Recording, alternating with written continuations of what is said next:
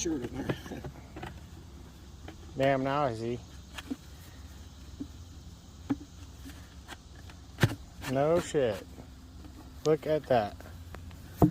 Keep yourself some set screws, which these are the right size to where they barely puncture both. And that fits right in that clay fitting. Yep. And prevents all the dirt from going in it. So it fits in the inside of the clay pipe, not the hub. Right. Yeah, this sits at the edge of the hub, and the rest of this actually slides down into that piece of clay. Now that's a tip.